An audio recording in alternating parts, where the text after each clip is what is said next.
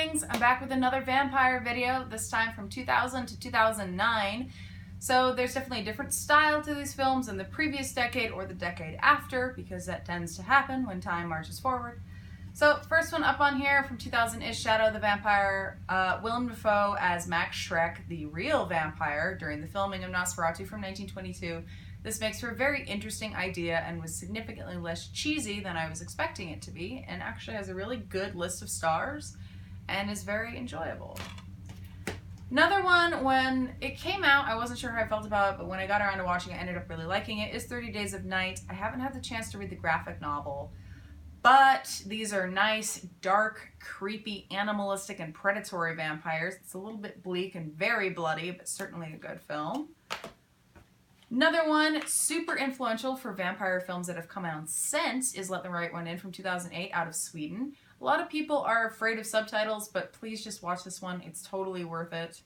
It has an unbelievable sense of style and great storytelling. The book is also really good. It's really messed up and has a lot of scenes that kind of wigged me out a little when I read it when I was 18. But this is totally a good story. I will talk about the remake another time. One that I really loved the concept of and was only okay with the execution was this Aussie indie gem, Daybreakers. I don't think that Ethan Hawke is best starring material. I think he does better as a supporting actor, but I really liked this concept of vampires taking over the world and humans going extinct. I always loved that idea. I've never really seen that many movies tackle it, so I appreciate that someone did, even if the execution is a little bit cheesy. Another great one that I'm constantly recommending out of South Korea from my favorite director from that country, channel Puck, is Thirst from 2009. So this one has a lot of really dark, bleak, weird humor in it, lots of sex and violence. I mean, it's a priest that gets turned into a vampire and then has to deal with this woman that he's been sleeping with. It's a very weird movie, but totally worth it. I'm always trying to get people to watch it. But since it's over 2 hours of Korean, a lot of people protest that.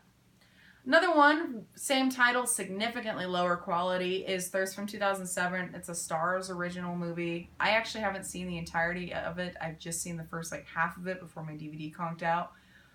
It's kind of like the hokier version of Near Dark for the 2000s crowd. So if you want to investigate it, go ahead, but don't expect much. Another one, despite the fact that it has his name on it, Wes Craven did not direct any of these. And I've seen the first two, which would be Dracula 2000 and Dracula 2 Ascension. Super hokey, cheesy, very products of their time kind of thing. Has a lot of fun style and interesting, very hip music choices for the time. Kind of trying to ride the teenager crowd, but then for some reason threw Dracula as being Judas, what's his name, Iscariot. This is an early Gerard Butler role in the first one. It's certainly worth looking into if you like those films. Again, one that I forgot to bring over and I mentioned multiple times, Queen of the Damned from 2001 with Aaliyah. Was a great Akasha. Terrible movie. Still love it. Favorite vampire soundtrack. Another one would be Blade 2, Blade Trinity, and Blade House of Chiffon. I haven't actually seen this one or this one, but because I love Guillermo del Toro, I've seen this one several times.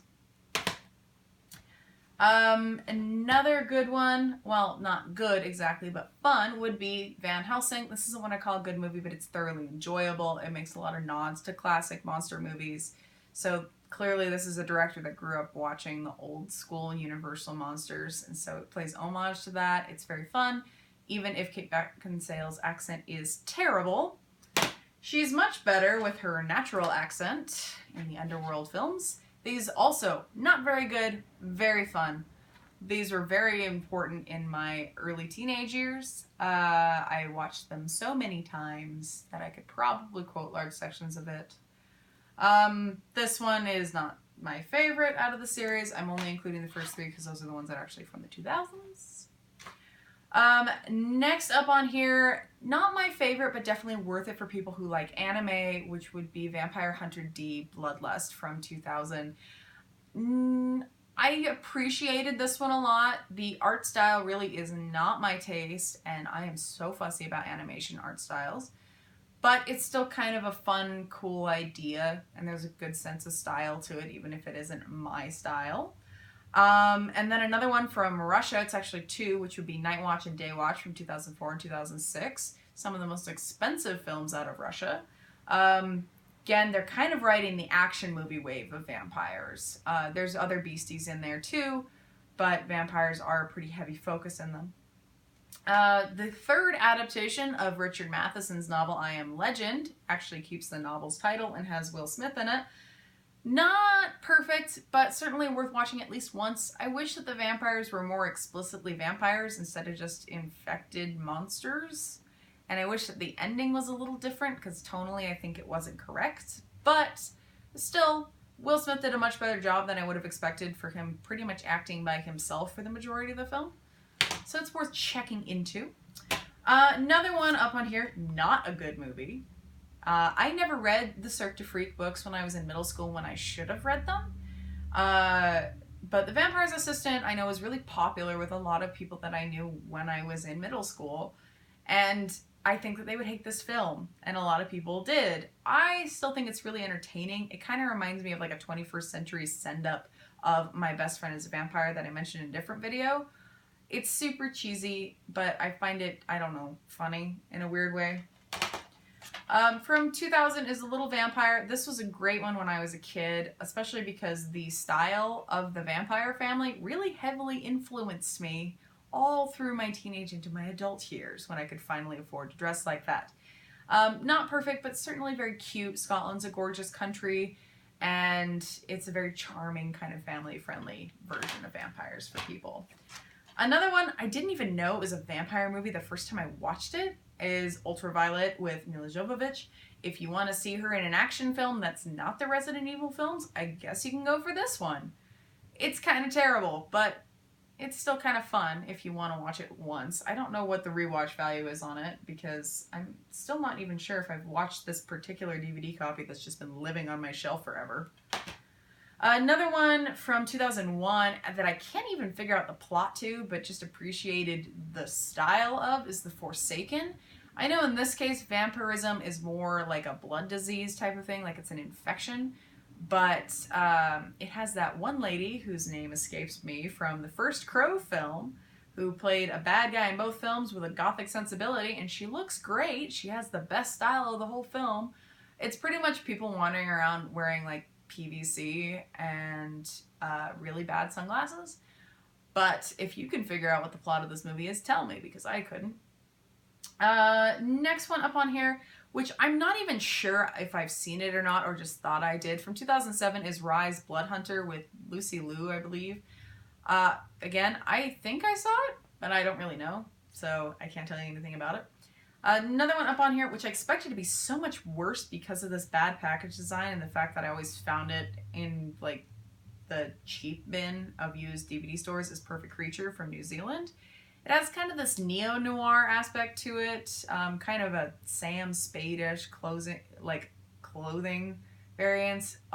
Basically all the vampires are male and part of a brotherhood and have to be born that way. And then there's a murder mystery involved, and this whole take over the world plot thingy. I don't know. It's not great, but it's better than I expected it to be, and it's on Amazon Prime. Another one, which I think I've seen this one, it's the only Chinese film on this list, is The Vampire Effect from 2003. And I always forget that Chinese vampires are really different than European ones. Like hopping, being able to take out with spells, and I don't know, they're weird. So if you like Chinese films and you like Kung Fu films, this is a little bit more your way than mine, but it's worth looking into if you like that kind of thing. Now this one only really has, I think, one vampire in it. Most of them are zombies, is Ice of the Dead, but I'm constantly trying to get people to watch this movie because I enjoy it immensely. Some nice horror comedy with grave robbers in the 19th century. It's entertaining and super cheesy, and I adore it. This is another one I'm always trying to get people to watch because I find it immensely underrated, is Rob Stefanik's Suck from 2009. This little Canadian indie gem kind of pokes fun at the music industry, and I find it immensely entertaining. You have some surprising, enjoyable little cameos in here, including Alice Cooper, Iggy Pop, Henry Rollins, Moby, Malcolm McDowell. And it's just very fun and cheesy, and I enjoy it immensely, and I'm always trying to get people to watch it. And then the last one on here, and the only one I don't actually recommend watching, but you can if you want, is Dracula 3000 from 2004. I'm convinced this thing was on a budget of about $200 because it looks terrible. This is Dracula in space with Casper Van Dien, who I've never known to be in a good film besides Starship Troopers and Sleepy Hollow. It's ridiculous and bad and don't actually recommend, but if you like that type of bad movie where they don't know how to edit their light balance, you can go ahead and look into this one. Anyway, hopefully you enjoy some of these or all of these. Look into them, have recommendations from this same decade. Till next time, Darklings.